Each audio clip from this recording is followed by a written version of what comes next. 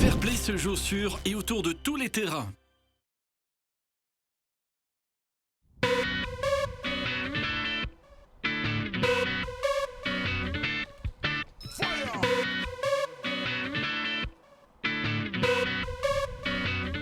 Effectivement, la province de Namur a toujours été très intéressée par le problème du fair play. Et depuis à peu près 20 ans, il existe un concours fair play avec une cotation donc en fonction des rapports, des cartes rouges, cartes jaunes, de toutes les catégories.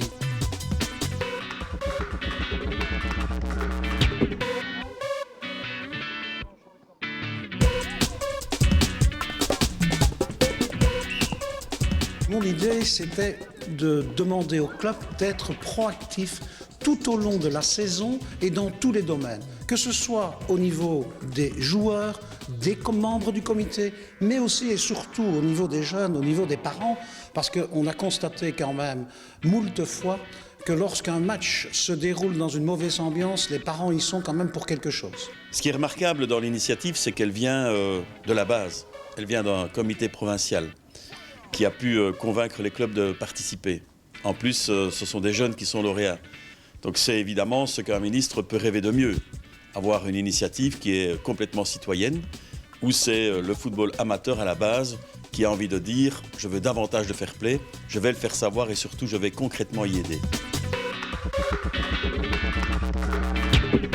Jusqu'à présent, en football, on a un capitaine technique qui est sur le terrain et on a un entraîneur. Et jamais personne n'avait pensé à mettre quelqu'un qui avait la responsabilité du fair play. Et je me suis dit, pourquoi, à côté du capitaine technique, n'y aurait-il pas un capitaine fair play, ça peut être d'ailleurs exactement la même personne que le capitaine technique, qui se focalise davantage sur le fair play, qui encourage ses partenaires à rester corrects, à respecter l'arbitre, à respecter l'adversaire, pour que tout se déroule dans le meilleur esprit possible.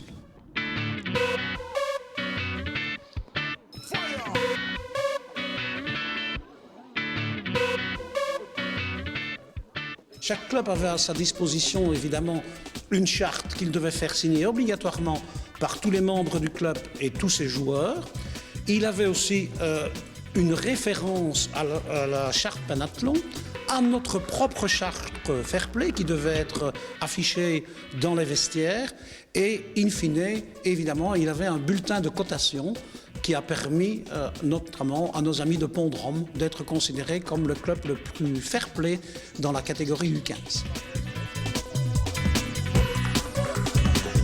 C'est ça l'originalité de la démarche que vous soulignez ce soir, c'est de pouvoir aider à ce que, à chaque niveau de responsabilité, tant les parents, que les entraîneurs, que les dirigeants, que les joueurs bien entendu, que les spectateurs, chaque niveau de responsabilité doit faire du fair play une priorité.